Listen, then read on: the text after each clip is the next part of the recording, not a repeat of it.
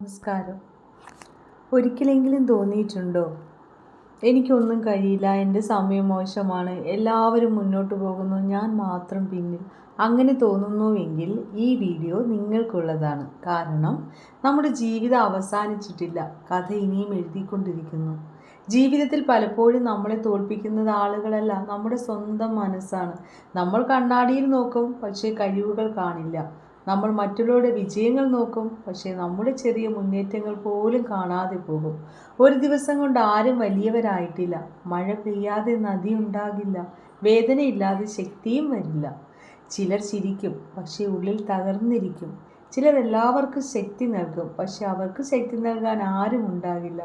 രാത്രിയിൽ ഉറങ്ങാൻ പോകുമ്പോൾ ഫോൺ മാറ്റിവെച്ച് മുകളിലേക്ക് നോക്കി എന്തിനാണ് എൻ്റെ ജീവിതം ഇങ്ങനെ എന്ന് ചോദിക്കുന്ന ആളുകളുണ്ട്.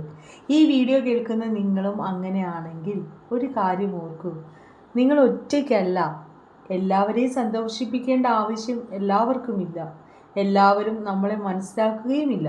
ചിലർ വരും, ചിലർ പോകും. പക്ഷെ അവസാനം നമ്മളോടൊപ്പം ഉണ്ടാകേണ്ടത് നമ്മൾ തന്നെയാണ്. അതിനാൽ സ്വയം വെറുക്കരുത്. കണ്ണാടിയിൽ നോക്കി ഒരിക്കലെങ്കിലും പറയൂ, ഞാൻ മതിയുള്ളവനാണ്, എനിക്ക് കഴിയും, ഞാൻ വീണ്ടും തുടങ്ങും. ജീവിതം മാറുന്നത് വലിയ സംഭവങ്ങൾ കൊണ്ടല്ല, ചെറിയ ചെറിയ തീരുമാനങ്ങൾ കൊണ്ടാണ്. ഇന്ന് 10 മിനിറ്റ് പഠിച്ചത്, ഇന്നെടുത്ത ചെറിയ ശ്രമം, ഇന്ന് കരഞ്ഞിട്ടും കൈവിടാതിരുന്നത്, ഇവയാണ് നമ്മളെ മാറ്റുക. മനസ്സ് പറയാം നിർത്തൂ എന്ന്, പക്ഷേ ആത്മാവ് പറയണം ഇനി തുടങ്ങാം എന്ന്.